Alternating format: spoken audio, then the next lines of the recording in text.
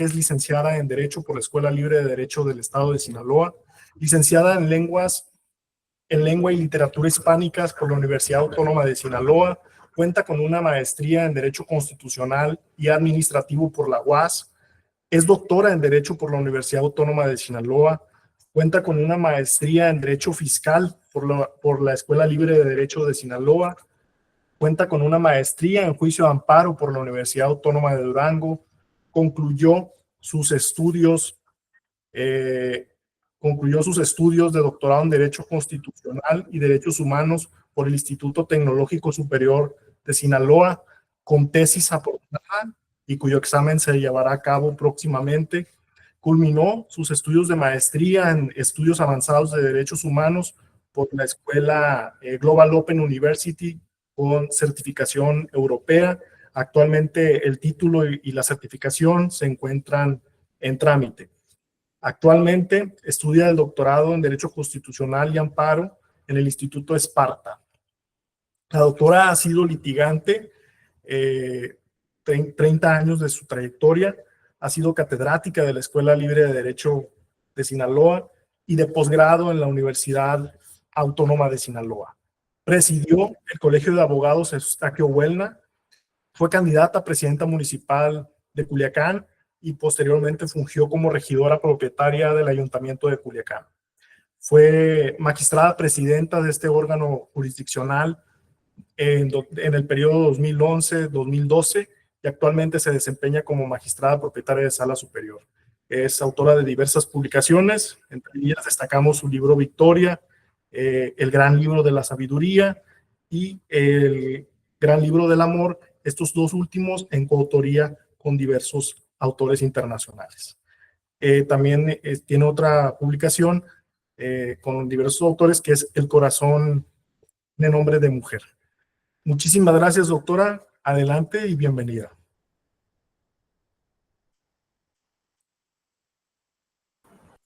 Gracias, maestro Armando. Buenas tardes a todas y a todos, especialmente a mis queridos compañeros, el magistrado presidente del tribunal, Francisco Carlos Galicia Morales, a quien quiero especialmente porque es un hombre extraordinario, humano, y eso me encanta. Y a mi querido compañero Leobardo Gallardo Beltrán, que es otro extraordinario compañero que estoy muy bendecida con tenerlos como integrantes de Sala Superior y que ha sido una de las mayores experiencias positivas en mi carrera. Les agradezco que estén aquí los dos porque es un tema que me interesa mucho y especialmente porque el magistrado presidente me pidió que llevara una especie de taller en relación con los derechos humanos que tenemos que aplicar nosotros los juzgadores en nuestras resoluciones. Y es importante destacar porque a veces ahí están los derechos humanos, pero no sabemos qué son o cómo se aplican, y todo el mundo los conocemos, pero en la realidad ya para llevarlas a cabo a las resoluciones, creo que sí tenemos que profundizar en su estudio. Y con esta pequeña introducción me voy a abocar a platicarles un poco de la introducción de los derechos humanos desde que nacen hasta la actualidad. ¿Y por qué es importante esta referencia histórica desde que nacen hasta la actualidad? Para poder después, en unas 2 o 3 clases posteriores, involucrarnos en todas las figuras que contemplan derechos humanos tanto en el sistema internacional como en el nacional y que son obligatorias para el Estado mexicano aplicarlas, porque los derechos humanos, como ustedes saben, están supraordenados a cualquier norma jurídica y siempre y cuando beneficie más a la persona. Esto significa que se aplicará aquella norma de derecho internacional o de derecho nacional que más beneficia a la persona. ¿Por qué surgen los derechos humanos y cuándo surgen? Los derechos humanos surgen en virtud de las atrocidades que se cometieron en la Primera Guerra Mundial, 1914-1918, y sobre todo en la Segunda Guerra Mundial, 1939-1945. En virtud de esas atrocidades que hubo, como el Holocausto, las bombas atómicas, los delitos de lesa humanidad, de crímenes de guerra, de apartheid, entre otros, personalidades del mundo, de Francia, por ejemplo, del Líbano, de Canadá, de China, y algunos de América Latina, preocupados por esas monstruosidades, quisieron llevar a cabo un nuevo orden internacional encabezados por Estados Unidos. De ahí nace la ONU en 1945 y auspiciado por una gran mujer de la época, como fue la señora Eleanor Roosevelt, esposa del presidente Roosevelt de Estados Unidos, que encabezó un movimiento para que no se hubieran cometido de nuevo esas atrocidades que les acabo de mencionar. Fue una de las cabezas de este movimiento de la ONU para que naciera precisamente la Declaración Universal de los Derechos, de los Derechos Humanos, y que culmina con un documento que se aprueba y surte efectos a partir del 10 de diciembre de 1948. Esa declaración que firmaron varios países del mundo, pero sobre todo que entre varias personalidades interesadas en la paz social, y de que no ocurrieran otra vez las atrocidades que les acabo de comentar y que ustedes están enterados, realizan un documento, se ponen a escribir, a estudiar y a elaborar esa declaración países como Estados Unidos, Francia, el Líbano, la India, Canadá y Chile. Y la aprueban la ONU y surte efectos entre los países firmantes. Esa declaración es tan importante porque de ahí surge la defensa de los derechos humanos y es la madre de todos los documentos posteriores que se han firmado, tales como tratados, convenios, pactos, que se han firmado por todos los Estados miembros, tanto de la ONU como más tarde les mencionaré del Sistema Interamericano de Derechos Humanos. ¿Qué significa? Que ese documento tan trascendente como es la declaración, da margen a que se aprueben otros documentos en América Latina, como es la Organización de Estados Americanos, que conlleva a que nazca el Sistema Interamericano de Derechos Humanos, con la Declaración de los Derechos del Hombre y del Ciudadano, que es el primer documento que contempla, parte de la declaración, los derechos humanos. Estas personalidades de América Latina que también estaban preocupadas por las masacres llevadas a cabo en las dos guerras mundiales y sobre todo en la última, que fue la segunda, también se organizaron para que no se volvieran a repetir estos eventos tan nefastos para la humanidad. Y surge muchos documentos, muchos pactos, muchos convenios, muchos tratados a nivel europeo, a nivel internacional, a nivel América Latina, que precisamente establecen qué son los derechos humanos y por qué debemos protegerlos. ¿Y qué son los derechos humanos?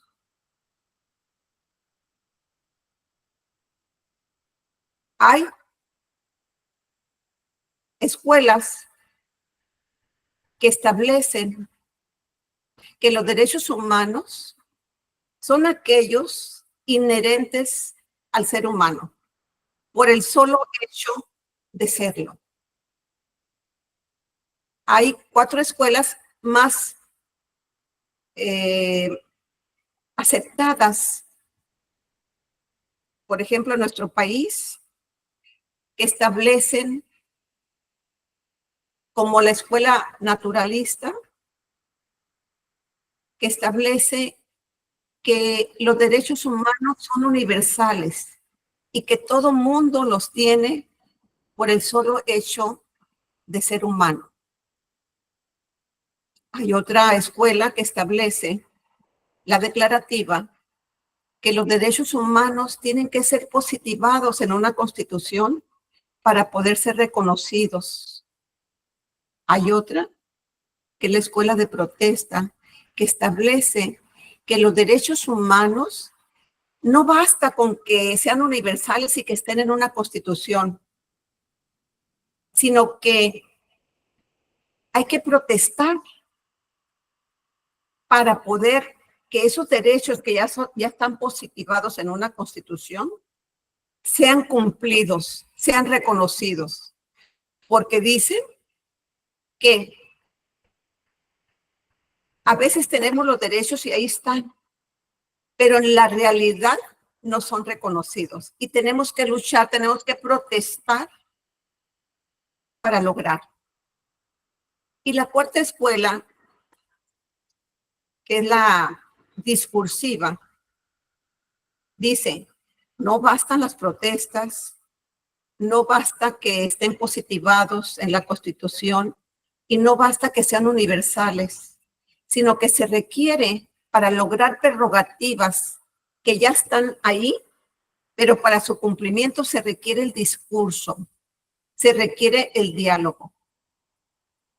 Bueno, nuestro país ha adoptado la 2ª escuela, que es la deliberativa.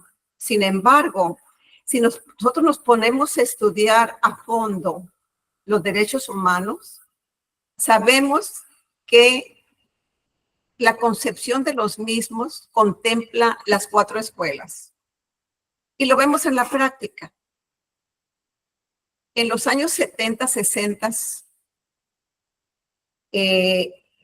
aquí en nuestro país se empezó a luchar por líderes naturales, por estudiantes, por los derechos humanos, por la defensa de los derechos humanos.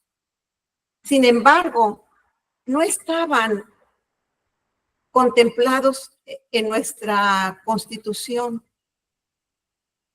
Hubo movimientos trascendentales,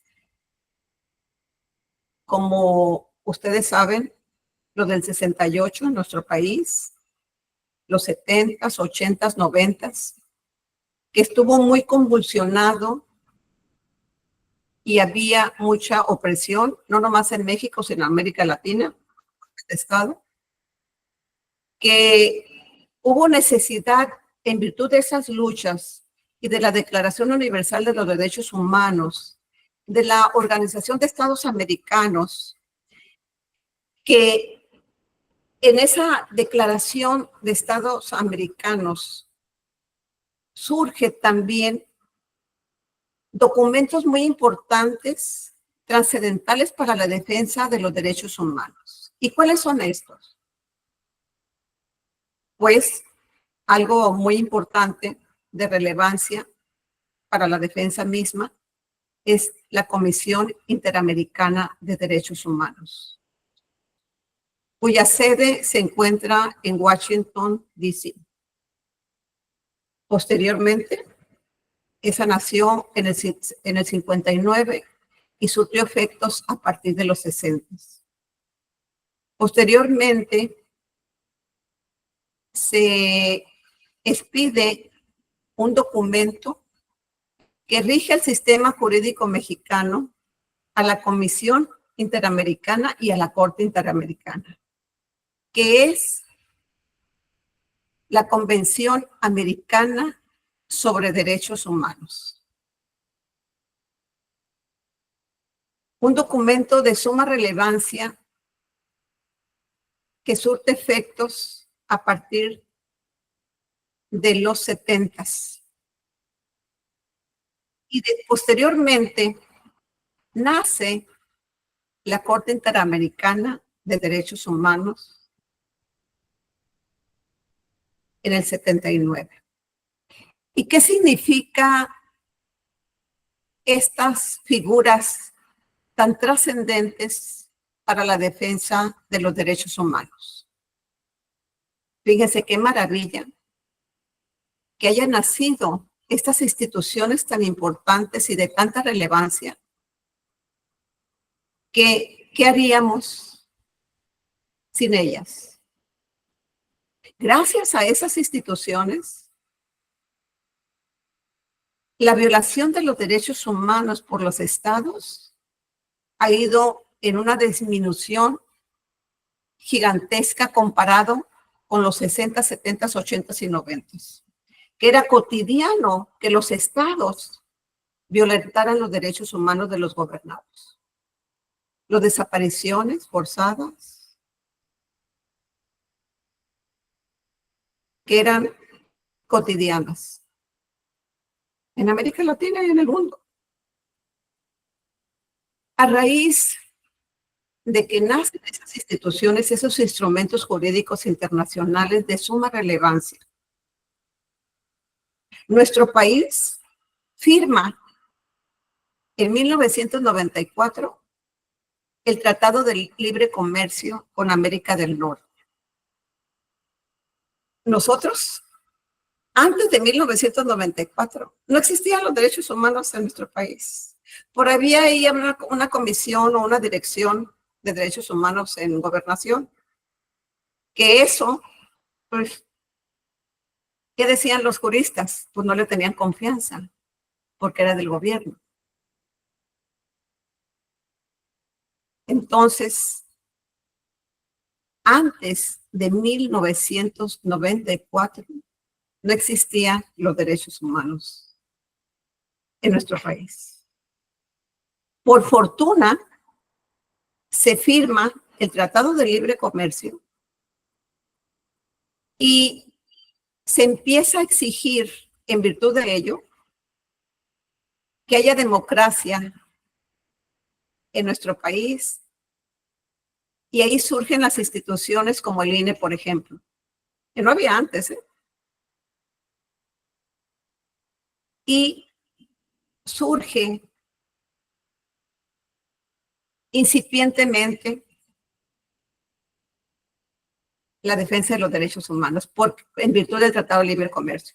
Ya ven que ese año de 1994 hubo el levantamiento en Chiapas en contra de la firma de ese tratado.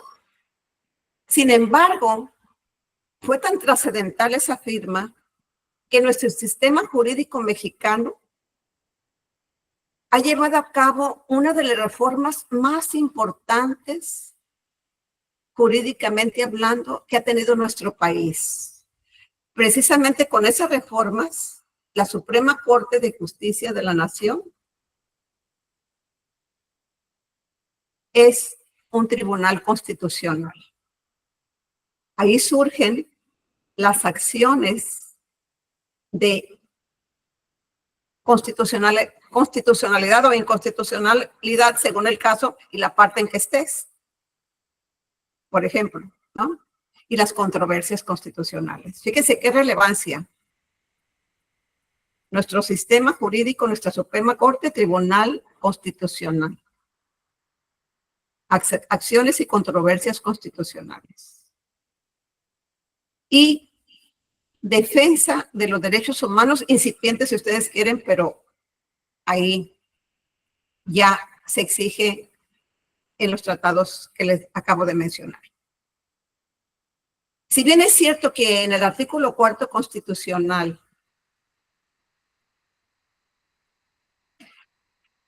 establecía la igualdad entre el hombre y la mujer, también es cierto que en la realidad no se daba y que se ha tenido que luchar en gran medida para que se reconozca esa igualdad entre el hombre y la mujer y que aún seguimos luchando. Esa es la relevancia de esa reforma. El 2001 hubo otra reforma constitucional donde se estableció la igualdad real. Es decir, para que no hubiera interseccionalidad como la había, se hace la reforma para que se reconozca a todos por igual. Es decir, un ejemplo, los indígenas, los discapacitados, los de la comunidad LGT, etcétera, que no eran reconocidos y que tuvieron que luchar muchos años para lograrlo. Entonces, en esa reforma del 2021 a nuestro sistema, a nuestra Constitución, ahí se reconoce una verdadera igualdad. ¿Qué pasa?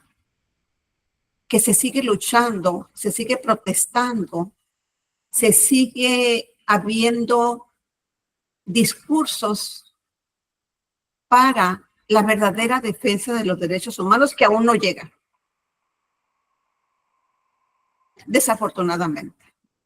Y se sigue violentando en América Latina los mismos con los golpes de Estado cotidianos que se daban.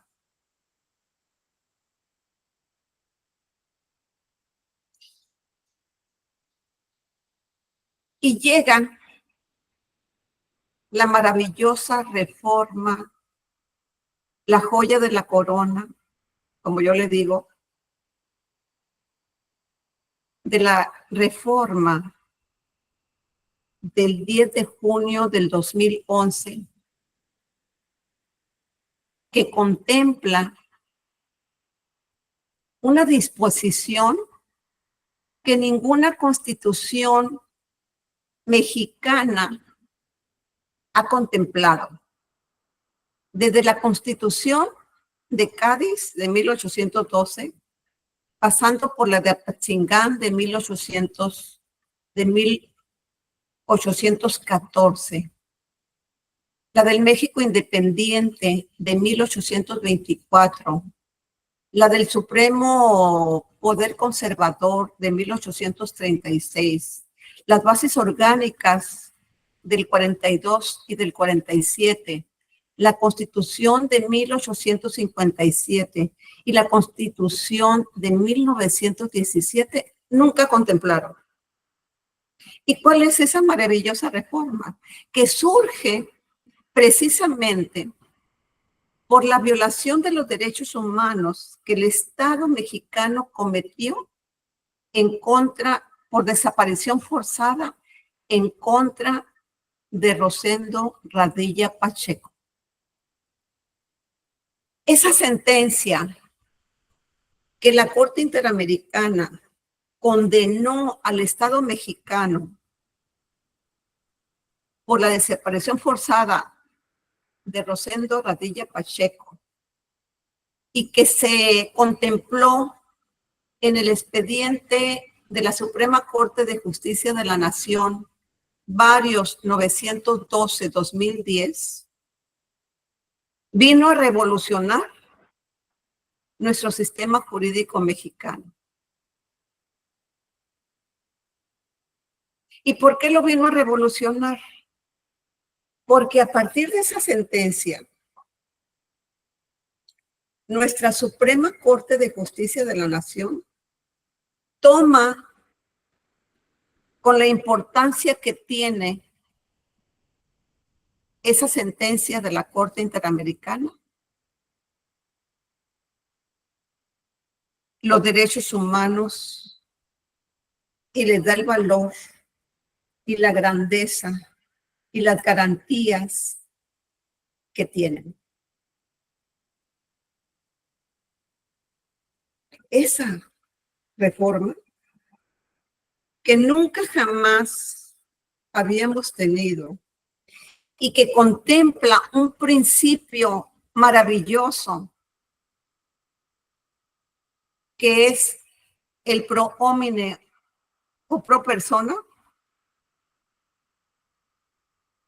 es de la más grande relevancia que podemos tener nosotros los gobernados.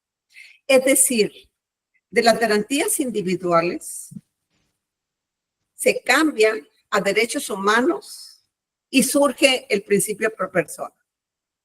Maravilloso.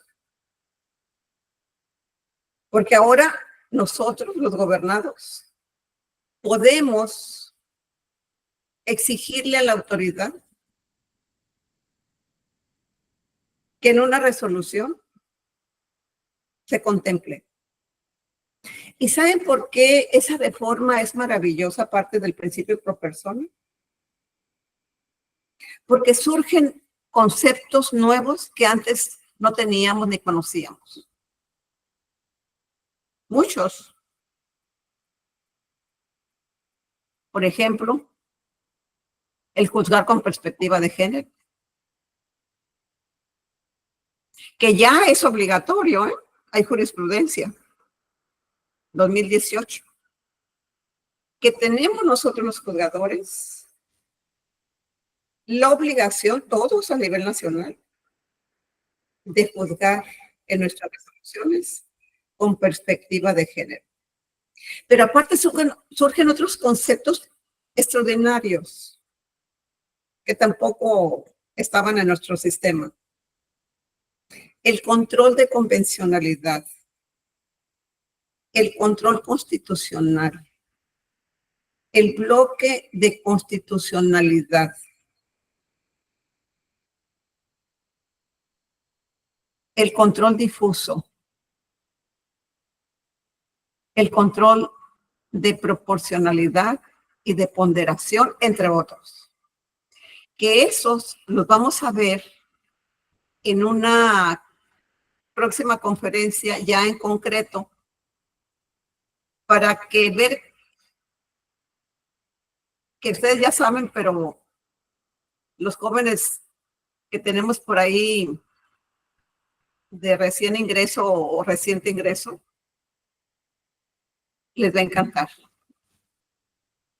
Vamos a tener otra conferencia donde expliquemos todas la reforma del 2011, lo que conlleva y cada figura que ahí surgió para que nosotros la podamos aplicar en nuestro tribunal, porque a veces no la estamos aplicando, muy poco, y es obligación que lo hagamos. ¿Y por qué es obligación que lo hagamos? Porque resulta que el sistema jurídico mexicano, el Estado mexicano, aceptó la jurisdicción contenciosa del Sistema Interamericano de Derechos Humanos en 1998. Y estamos obligados a acatar las resoluciones de la Corte Interamericana, que son jurisprudencia, una sola resolución, y es obligatoria para el Estado mexicano, siempre y cuando beneficie más a la persona. Ahí está aplicado el principio.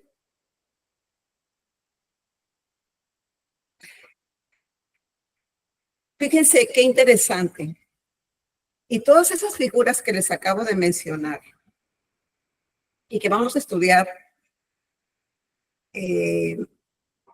próximamente, en octubre va a haber otra conferencia, y si no nos alcanza el tiempo para ver, lo vamos a tener otra en noviembre. Vamos a estudiar cada figura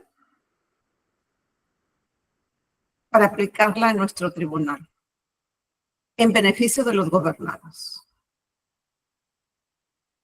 Nuestro país, el Estado mexicano, aparte de haber firmado la jurisdicción contenciosa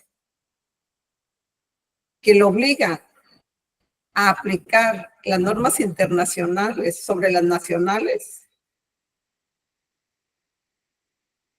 cuando beneficie más a la persona.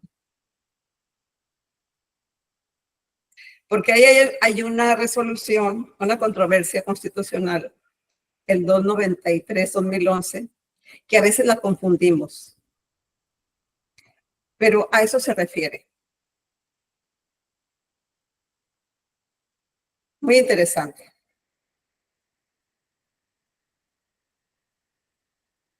¿Y qué establece esa maravillosa reforma del 2011? Algo muy importante.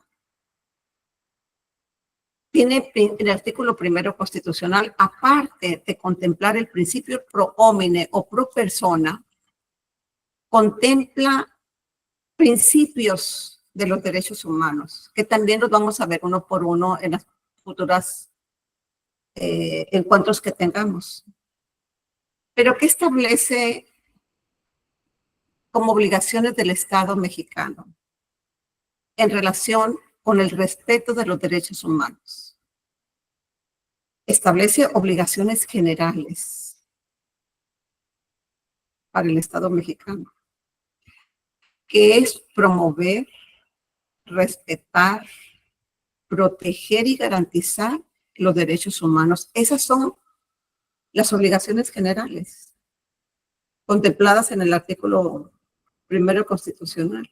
Pero también trae obligaciones específicas, que son prevenir, investigar, sancionar y reparar las violaciones que el Estado mexicano haya cometido en perjuicio de los gobernados.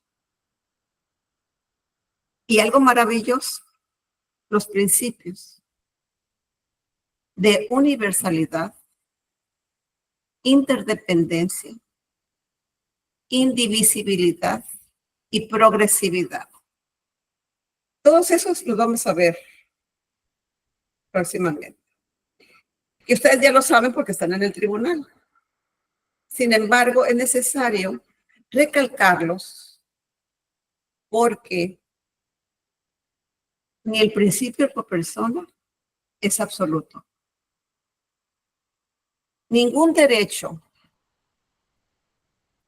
contemplado en la Constitución y en el sistema jurídico internacional ni en la Corte es absoluto.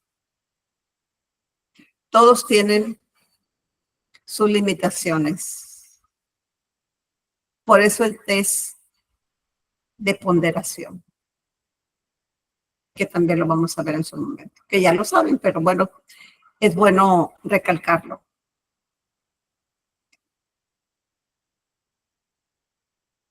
Es importante destacar que nosotros, los que administramos e impartimos justicia, debemos estar a la vanguardia en relación con los derechos humanos.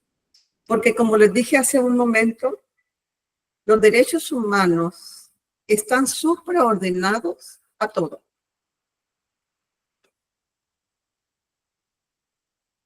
Y en todas las materias. Por eso es importante que los estudiemos a fondo, que los apliquemos para que nosotros impartamos justicia a los que acuden buscándola, pero que para ello estemos a la vanguardia en el conocimiento de los mismos. Y concluyo con una frase que dijo la señora Roosevelt, la primera dama del mundo, por su pasión en la defensa de la paz, la seguridad y los derechos humanos. que estos están en la esquina, en la calle, en la corte. Y yo le agrego en casa. Porque si ahí nosotros, como padres de familia, no hacemos lo que nos corresponde, dándoles valores a nuestros hijos, nunca, jamás lograremos la admirada justicia. Muchas gracias. Me encanta estar con ustedes. Muchísimas gracias, doctora Lucila Ayala de Moresky. También saludar la presencia y agradecerla de la magistrada Ednalía Aguilar Holguín. Muchas gracias, magistrada. Y ahora cedemos el uso de la palabra, si hay algún cuestionamiento. Magistrado Leobardo Gallardo Beltrán levantó la mano. Adelante, magistrado Gallardo, por favor.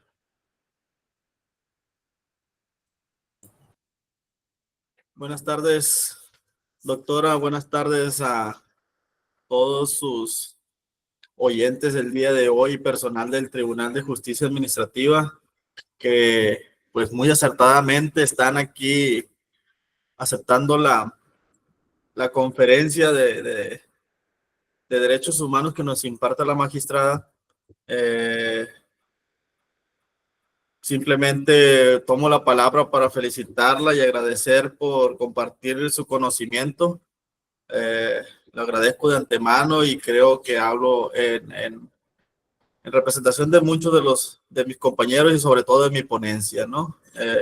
Mi ponencia estaba, como quien dice, obligada a tomar esta conferencia por lo que implica en nuestros proyectos tener esa perspectiva de juzgar con perspectiva de género, de tener en consideración las sentencias de la Corte Interamericana de Derechos Humanos, el principio pro persona.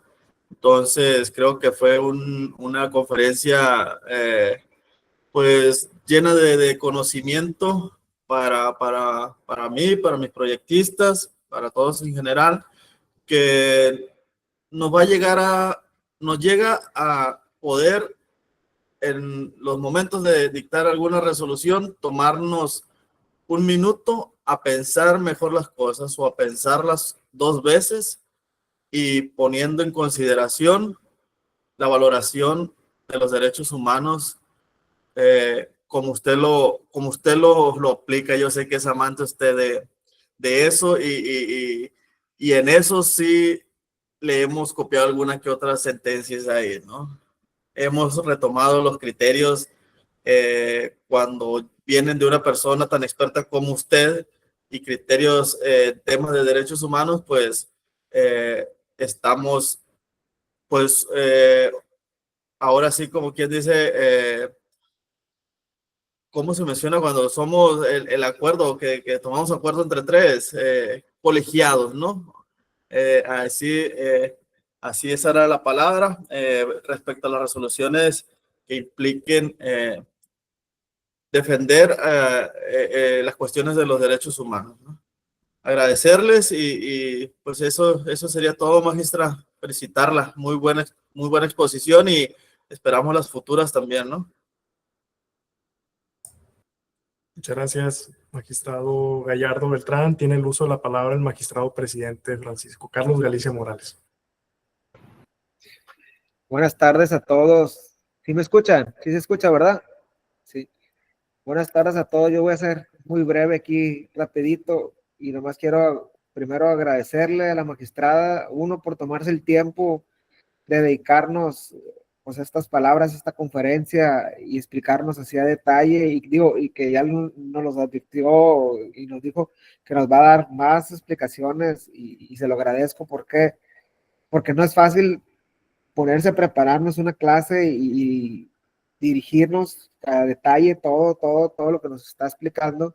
Así que les pido a todos que siempre estén atentos a las pláticas, no nomás de la magistrada, sino a todos los que Armando hace el esfuerzo de conseguirnos. Hoy nos tocó con la magistrada Ayala, que es de aquí de casa, y que le agradezco y la felicito por el esfuerzo que hace. Y digo, yo sé que lo hace con mucho gusto, que para ella no es esfuerzo, pero siempre es dedicarle tiempo y sé que lo hace con mucho gusto, ¿no? Y esfuerzo, perdón, empeño, porque ella quiere, creo que es de las personas que más quiere el tribunal y sé que lo hace con mucho gusto.